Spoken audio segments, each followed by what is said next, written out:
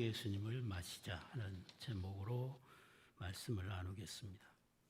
구약의 이스라엘 백성에게는 6월절이 1년 중에 최고의 명절이었습니다. 그 첫 번째 6월절의 밤에 애굽에는 죽음이 가득했죠. 어떤 이들의 집은 어린 양이 죽고 어떤 이들의 집은 장자로 태어난 모든 사람과 초태생으로 태어난 모든 짐승이 죽었습니다. 어린 양을 잡아서 그 피를 문설주에 바르고 그 피가 발라진 집 안에 거하는 자들에게는 죽음이 찾아오지 않고 넘어가고, 그래서 6월절 넘어갔다는 것입니다. 그리고 생명의 잔치를 벌렸습니다. 이스라엘 백성이라도 피 안에 거하지 아니하면 죽었고, 애굽 백성이나 다른 민족이라도 어린 양의 피가 발라진 집 안에 거하면 죽음이 넘어갔습니다. 그날 밤 하나님께서는 어린 양의 피가 발라진 모든 집을, 모든 이스라엘의 각 집을 성소 삼으시고 생명의 하나님으로 찾아왔습니다. 생명의 하나님이 임하시는 곳에 죽음은 얼씬거릴 수가 없죠. 그래서 개도 그 혀를 움직이지 않을 만큼 그리스도의 어린 양의 피가 발라진 곳은 그렇게 평안하고 고요했다고 말씀하죠. 그러나 어린 양의 피가 발라지지 아니한 집에는 그들이 아무리 의로워도, 그들이 아무리 착하고 양심 발라도, 그들이 그동안 선한 일을 아무리 많이 했다고 할지라도 죽음이 그 집을 쳤던 것입니다. 하나님은 이스라엘 백성의 각 집을 성소 삼으시고 임재하시고 하나님의 식탁으로 자기 백성을 초대하셔서 어린 양의 고기와 무교병과 쓴나물을 먹으면서 그들에게 생명을 주신 하나님께 감사하고 하나님과 교제하는 밤을 갖게 한 것입니다. 어린 양의 고기는 어린 양의 피 안에서 그들을 구원해 주셨는데, 그 제물, 자기를 대신해서 죽은 그 제물을 먹으면서 하나님의 대속의 사랑을 기억하고 감사하는 거죠. 무교병, 쓴나물, 이런 것은 고난의 음식입니다. 무교병은 아주 딱딱해서 누룩을 넣지 않고 그냥 밀가루만 반죽을 해서 빵을 만들었으니까 아주 딱딱해서 먹기가 고약한 고난의 떡입니다. 쓴나물은 말 그대로 입에 쓰디 쓴 나물이죠. 그들이 애굽에서 하나님 없이 살던 삶이 얼마만큼 고통의 삶이었던가를 대대로 기억하게 하시려고 이런 고난의 음식을 먹게 하신 거죠. 애굽에 종살이를 하면서 고통 중에 부르짖던 자기 백성을 구원하신 이 큰 구원을 대대로 기억하면서 후손들에게 이 구원의 은혜를 전하도록 하기 위해서 너희들은 1년에 한 번씩 이 6월절을 지키라고, 너희들이 애굽에서 나온 이 달을 한 해의 시작하는 달로 삼고 정월 14일에 이 6월절을 지키라고 명령하는 것을 보게 됩니다. 이스라엘 백성들은 그래서 이 6월절을 대대로 지켜왔습니다. 그들의 신앙이 병들면 6월절이 지켜지지 않아요. 그들의 신앙이 타락하면 6월절이 잊혀져요. 그들이 회개하고 다시 부흥운동이 일어나면 제일 먼저 6월절이 회복되는 그런 이스라엘의 역사를 구약에서 보게 됩니다. 그리고 오늘 본문은 마지막 6월절이 지켜지고 6월절의 식사가 주님의 성만찬으로 바꾸어지고 있는 장면입니다. 구약의 6월절 식사에서는 가장 중요한 메인 음식은 양고기였습니다. 대속의 제물로 죽은 그 피가 문설주에 발라진 그 양을 먹는 거였습니다. 양을 먹을 때 한 마리로 먹어라. 온 식구들이 한 마리 가지고 먹어라. 숫자가 너무 많아서 다 먹을 수 없으면 이웃의 숫자가 적은 가정하고 합해서 다 먹어라. 남기지 말고 먹어라. 그리고 양고기를 먹을 때 뼈를 절대 꺾지 말고 살만 발라서 먹어라. 이게 양고기를 먹는 하나님의 법이죠. 근데 여기 주님의 마지막 유월절 식사하는 모습을 보면 떡과 잔은 있는데 양고기가 없어요.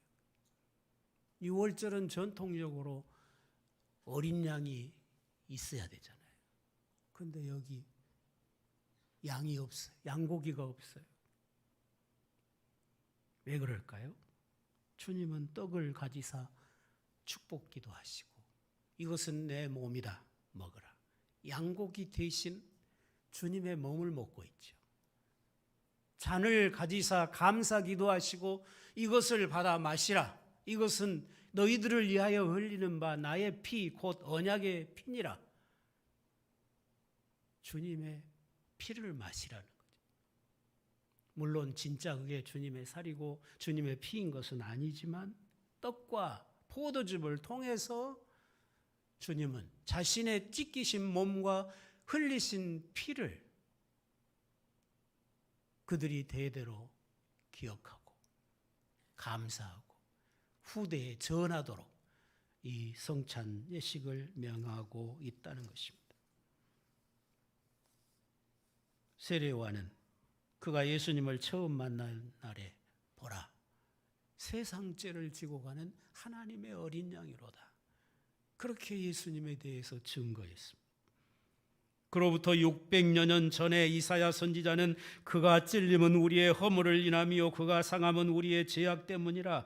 여호와께서 우리 모두의 죄악을 그에게 담당시키셨도다. 그렇게 증거했습니다. 십자가 위에서 우리 주님은 우리가 마땅히 받아야 될 형벌을 대신 받으셨습니다. 세상의 모든 죄가 십자가에 매달린 주님을 덮었습니다. 태양도 빛을 잃고 어두워졌습니다. 예수께서는 죄로 인한 형벌이 영원히 우리를 지나가도록 유월절 양으로 죽으신 것입니다. 주님께서는 대속함과 희생으로 우리를 향한 아버지의 사랑을 완성하셨습니다. 희생이 없는 사랑이 어디 있겠습니까? 희생하려 하지 아니하고 자기 권리와 유익만을 주장한다면 그건 사랑이 아닌 것입니다. 주님은 하나님이시라도 창조주이시라도 자기 권리를 다 내려놓고 사람 되어 오셔서 십자가에 그 처참한 저주의 죽음을 받으시기까지 자신을 내려놓고 희생하셨습니다. 미국에 가면 와이오밍주가 있는데 거기 앨런스톤 국립공원이 있습니다. 그 공원 산 제일 높은 곳에 백두산 천지하고 비슷한 그런 화산 폭발의 천지가 있습니다. 근데 산불이 났어요. 산불이 나가지고 그 아름다운 국립공원의 한 부분이 황폐케 되었습니다. 불이 다 진화된 다음에 조사원들이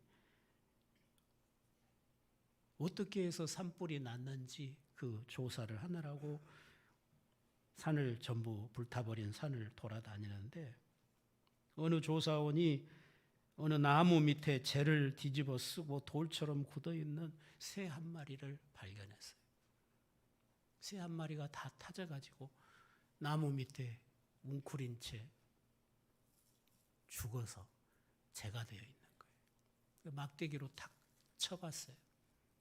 그러니까 그 새 밑에서 새 새끼 3마리가 살아가지고 도망을 가는 거예요. 무슨 일이 일어났겠습니까?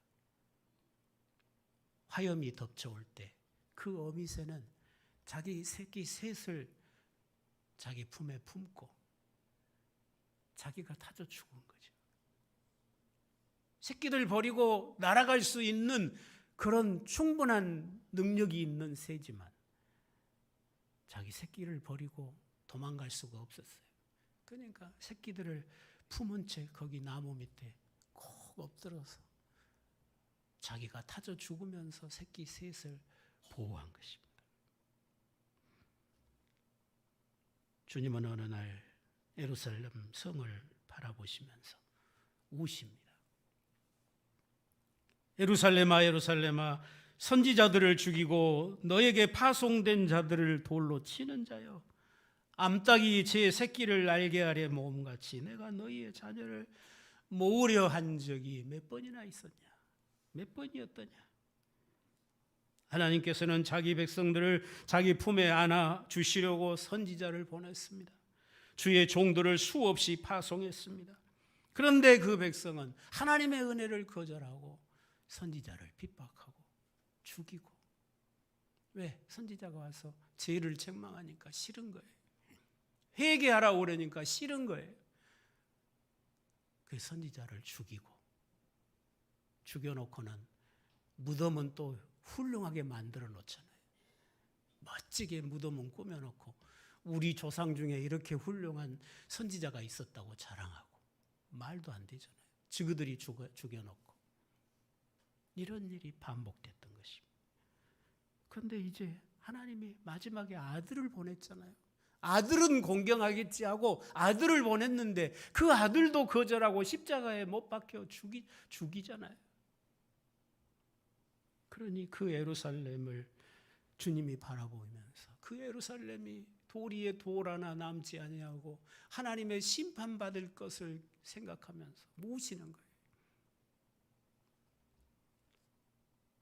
그럼에도 불구하고 주님은 자기 백성을 자기 품에 품은 채 친히 자신이 형벌을 받으시고 십자가에 죽으신 것입니다. 주님은 떡을 떼어서 감사 기도를 하시고 제자들에게 주시면서 받아 먹으라, 받으라. 이것은 너희를 위하여 주는 내 몸이라 하셨습니다. 누가복음에는 이것을 행하여 나를 기념하라 했습니다.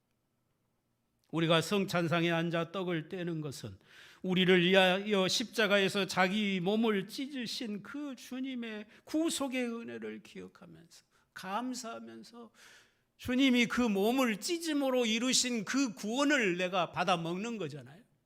그 구원의 은혜를 내 것으로 받아들이는 것이 떡을 받는 것입니다. 그냥 단순히 기념식 하는 게 아니고 그 몸이 이루신 그 모든 구원을 믿음으로 내 것이 되도록 받는 것이 성찬식 것입니다. 받아 먹으라 하시면서 떡을 주십니다. 우리는 주님께서 십자가에서 이루신 일을 받아 먹어야 될 것입니다. 주님의 살과 피야말로 우리에게 참으로 필요한, 가장 필요한 양식입니다. 우리가 주님의 상에서 주님의 살과 피로 먹고 마시는 것은 주님과의 생명의 교제, 한 몸의 교제를 의미하는 거죠. 내가 주님의 언약 백성임을 인치는 식사입니다. 구약 백성이 양고기를 구워 먹듯이 이스라엘 백성들이 범죄하면 성소로 가잖아요. 양을 끌고 성소 앞에 가서 제사장에게 자기 죄를 고백합니다. 내가 알지 못하고 이런 죄를 저질렀나라고. 그래서 속죄의 제물을 드리겠다고. 그러면 제사장이 그가 가지고 온 양 머리에 그 제물을 드릴 죄인으로 하여금 안수하게 해요. 그러면 그 사람의 죄가 양에게로 옮겨지는 게 아니라 그 양과 그 사람이 일치가 된다는 의미예요.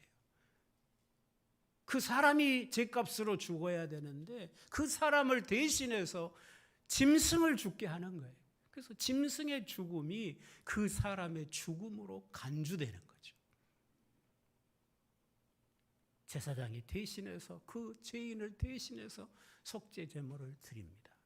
속죄 제물을 드릴 때 피, 콩팥, 헛파 간장, 우리의 생명에서 너무너무 중요한 그런 부분들만 하나님 앞에 화제로 번제단에 불태워 드립니다. 나머지 고기는 제사장이 거제나 요제로 드렸다가 하나님께 드렸다가 도로 받아요. 받아서 그걸 성소에서 먹습니다. 속죄 제물을 먹어요. 하나님의 식탁인 번제단에서 먹습니다. 하나님께서 자기 백성을 자기 식탁으로 초대해서 자기 식탁에서 먹고 마시게 하시는 거죠. 범죄했어도 여전히 식탁에 나와서 그 속죄 제물을 먹고 생명의 하나님의 그 생명을 누리게 하시는 거예요. 단, 죄 때문에 그 죄인은 못 먹고 제사장이 대신해서 먹습니다. 그게 구약의 예배였습니다. 그런데 이제 주님이 오셔서 자기 몸을 마지막 어린 양으로, 유월절 양으로 내어주시고 속죄 제물로 내어주시고 내 살을 먹으라, 내 피를 마시라 하고 계십니다. 이것은 너희를 위한 나의 피, 곧 언약의 피라고 했습니다. 우리가 하나님의 언약 백성이 된 것은 흠 없고 점 없는 하나님의 어린 양이신 예수 그리스도의 피로 맺어진 언약입니다. 구약 백성은 짐승의 피로 언약을 맺었지만 우리는 하나님이신 그리스도의 피로 언약을 맺었습니다. 고대 중동 지역에서는 두 사람이 어떤 중대한 약속을 할 때에는 짐승을 한 마리 가져다가 절반으로 쪼갭니다. 절반으로 쪼개서 양쪽으로 벌려놓고 그 중간 사이를 약속하는 두 사람이 지나갑니다. 너든지 나든지 이 약속을 어긴 사람은 이 짐승을 쪼개듯이 쪼개버린다. 그 약속입니다. 아주 무시무시한 약속이죠. 그런데 창세기 15장에 보면 하나님께서 환상 중에 그 언약을 보여주시잖아요. 쪼갠 고기 사이로 하나님이 임재하셔서 횃불의 모양으로 지나가십니다. 아브라함과 언약하시고 하나님이 지나가셔요. 그럼 아브라함도 지나가야 되잖아요. 그런데 아브라함은 안 지나갑니다. 왜요? 아브라함은 못 지킬 것을 하나님이 아시거든요. 아브라함의 자손들은 하나님과 맺은 언약을 배신할 것을 하나님이 아시니까 하나님만 지나가는 거예요. 그러면 그 약속이 깨지고 다시 그 약속이 회복되려면 어떻게 해야 돼요? 하나님이 자기 자신을 쪼개야 되는 거예요. 아브라함의 후손을 쪼개버리면 그것은 심판이고 멸망이잖아요. 그런데 아브라함의 자손들을 구원하시려면, 사하시고 구원하시려면 하나님이 자기 자신을 쪼개야 되는 거죠. 그래서 하나님이 자기 자신을 쪼개려고 아들로 오신 거죠. 사람의 몸을 입고 오셔서 십자가 위에서 자기 몸을 찢어서 이것이 너희를 위한 내 몸이니 받아 먹으라. 지금 그렇게 하고 계신 것입니다. 성찬상은 새 언약 백성들의 식탁이 되었습니다. 또한 유월절을 지킬 때 보면 한 마리의 양을 잡아서 피를 문설주에 바르고 그 양고기를 구워서 온 가족이 한 마리로 먹었습니다. 무슨 이야기냐면 우리가 하나라는 거예요. 뼈도 꺾지 마라. 한 마리로 먹어라. 너희가 다 하나라는 것을 강조합니다. 유월절 양고기를 함께 먹는 모든 자 다 한 가족이었습니다. 이제는 주님의 상에서 주의 살과 피로 먹는 모든 자들이 한 가족임을 믿습니다. 우리는 그리스도 안에서 하늘에 속한 새 가족이 되었습니다. 어느 날 주님께서 사역을 하고 계실 때에 어머니 마리아와 동생들이 주님을 찾아오지요. 누군가가 주님께 알렸습니다. 선생님, 어머니와 동생들이 찾아왔습니다. 그러니까 주님 뭐라고 그럽니까? 누가 내 엄마고 누가 내 형제냐? 제자들을 가리키면서 이들처럼 하나님의 뜻을 행하는 자들이 내 모친이요 형제요 자매라고, 영원한 가족, 하늘에 속한 새로운 가족 관계를 주님이 세우셨습니다. 오늘 부활에, 주님의 부활의 상에 함께 앉아서 주님의 살과 피로 먹고 마시는 우리 모두가 영원한 한 가족임을 기억하시기를 바랍니다. 새하늘과 새 땅에서 우리가 영원히 하나님을 아버지로, 주님을 형님으로 모시고 함께 한 가족으로 살아가게 될 것입니다. 주님께서는 떡을 자기 몸으로, 잔을 자기 피로 주시면서 내가 다시 올 때까지 이를 행해라 명하셨습니다. 우리는 주님이 다시 오시는 그날까지 주님의 살을 먹고 주님의 피를 마시며 주님으로 말미암아 살아가야 될 것입니다. 주님만이 나의 생명이심을 고백하며 살아야 될 것입니다.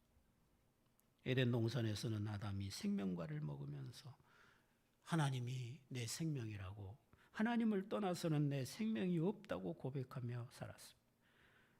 광야에서는 하늘에서 내리는 만나를 먹으면서 하나님이 우리의 생명이라고, 하나님이 만나 안 주면 당장 광야에서 굶어 죽잖아요. 그러니 우리는 하나님만 순종해야 된다고, 말씀에 순종하고 살아야 된다고 40년을 그렇게 훈련을 하나님이 시키셨던 것입니다. 가나안 땅에 들어가서는 그 거룩한 가나안 땅에서 난 식물, 곡식, 가축으로 하나님 앞에 살았어요. 하나님이 우리의 생명이시구나. 첫 열매와 첫 태생을 가지고 하나님의 상에 먼저 드리고 하나님이 나의 생명이십니다 고백하면서 하나님으로 더불어 먹고 마시는 것이 이스라엘 백성의 삶이었던 것입니다. 5가지 제사도 다 하나님께서 자기 백성을 자기 식탁으로 초대하셔서 하나님의 상에서 먹고 마시게 하는 은혜였던 거죠. 그러나 구약 백성은 하나님의 상에서 먹고도 다 죽었습니다. 그렇지만 예수 그리스도의 부활의 상에서 주님의 살과 피로 먹고 마시는 자들은 영원히 죽지 않습니다. 주님께서 우리로 영생하게 하는 떡과 잔이 되셨습니다. 그러므로 여러분, 날마다 예수님을 먹고 예수님을 마시는 신앙생활을 하시기를 바랍니다. 우리는 이미 영생의 떡과 영생하게 하는 잔을 마셨습니다. 뭐가 두려우십니까? 뭐가 두렵습니까? 이미 우리가 영생을 가졌지 않습니까?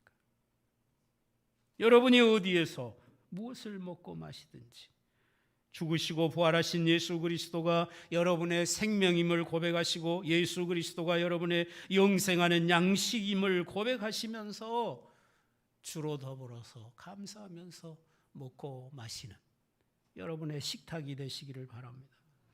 주님께서 십자가에서 자신을 화목제물로 하나님께 드림으로 이루신 구원이 오늘 떡과 잔을 받아 먹으면서 내 것이 되었음을 확인하고 확신하고 감사하고 주님을 위해서 헌신할 마음을 더 강하게 다짐하는 시간이 되실 수 있기를 바랍니다. 성찬식 때마다 말씀드립니다.